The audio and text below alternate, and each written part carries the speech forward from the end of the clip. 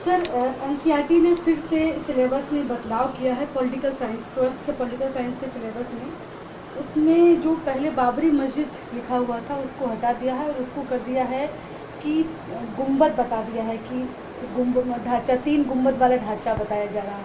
तो ये सब जो बदलाव हुए इसे आप कैसे देखते हैं?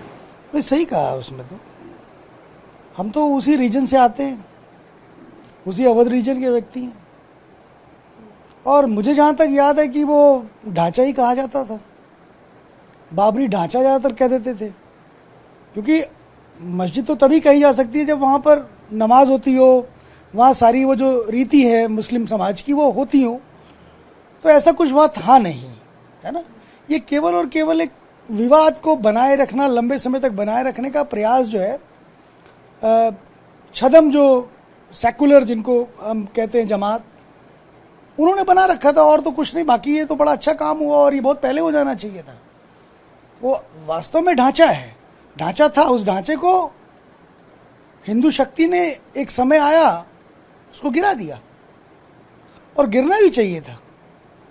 ईश्वर ने गिरा दिया था बारिश से और उसमें हवा से, उससे ही वो जर्जर था। उसके बाद एक चोट उस पर और मार दी हिंदू समाज ने और वो गिर गया। अच्छी बात है। इसमें राम मंदिर बनाने की संघर्ष गाथा को भी शामिल किया गया। उसके अलावा गुजरात के सोमनाथ से बीजेपी की जो रथ यात्रा निकली थी, कार सेवकों की भूमिका, और फिर अयोध्या में जो हुआ वो सारी चीजों को भी इसमें। देखिए, राम मंदिर और राम जन्मभूमि का मंदिर, उसका इतिहास तो लिखना भी चाहिए और पढ़ाना भी चाहिए। वो इसलिए पढ़ाना चाहिए क्योंकि दुनिया के अंदर ये पहला एक ऐसा मंदिर होगा जिस मंदिर के लिए 1 लाख से ज्यादा बलिदान हुए और कई सदियों का संघर्ष निरंतर चलता रहा।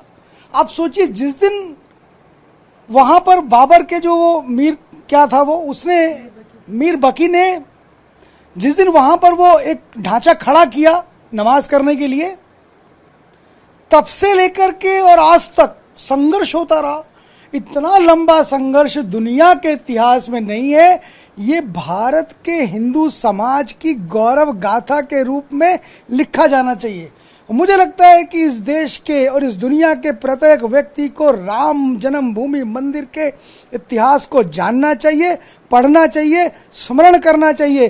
क्योंकि जिस प्रकार से यहूदियों को लंबे समय तक बाहर रखा गया, लेकिन वह जानते थे कि हमारी मातृभूमि कहाँ है, इसी तरह से हिंदू समाज को तुष्टीकरण की राजनीति के चलते लोगों ने लंबे समय तक अपने राम जन्मभूमि के हक से दूर रखा।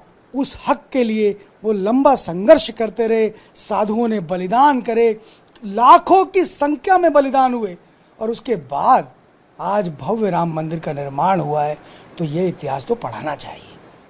उसके अलावा सर, कल्याण सिंह सरकार को हटाने का जो आदेश था उसको लेकर, और बकायदा उसमें जो कुछ कटिंग अखबारों की जो दी हुई थी उस दौरान की, उसको हटा दिया गया है और उसमें शामिल किया गया है सुप्रीम कोर्ट ने जो फैसला दिया इसको लेकर, उसको शामिल किया गया है। ठीक है, वो एक पेचीदा, जो एक छात्र जो है, क्योंकि 12वीं क्लास की शायद ये किताबें हैं, एक छात्र को आसानी से चीज़ों को समझ में आ सके, क्योंकि हम प्रोफेसर हैं तो उस हिसाब से बताते हैं, आसानी से समझाने के लिए बहुत सारे जजमेंट और बहुत सारी चीज़ें उसमें जोड़ी गई हैं। एक अच्छी चीज़ है, उसको जोड़ा जाना चाहिए। और लेकिन जिस सरकारों का इसमें कोई रोल नहीं है, हिंदू समाज ने जब तय किया उसको गिरा दिया। हिंदू समाज तो वर्षों से उसके लिए संघर्ष करता, लगभग 500 वर्षों का संघर्ष था, और उस संघर्ष का अंतिम समय आया तो वो गिर गया। गिरना था उसको, उस दिन नहीं गिरता, 10 साल बाद गिरता, पर उस दिन समय आ गया उसका, उस दिन वो गिरा ढांचा, और आज वहां पर एक भव्य मंदिर बन गया। आप देखिए, देश और दुनिया भर के लोग वहां आ रहे हैं। और अयोध्या का एकमात्र ऐसा मंदिर है, राम जन्मभूमि मंदिर, जिसके अंदर इस भारत के कण, इस भारत का रज और इस भारत का जल सब कुछ मिला हुआ है।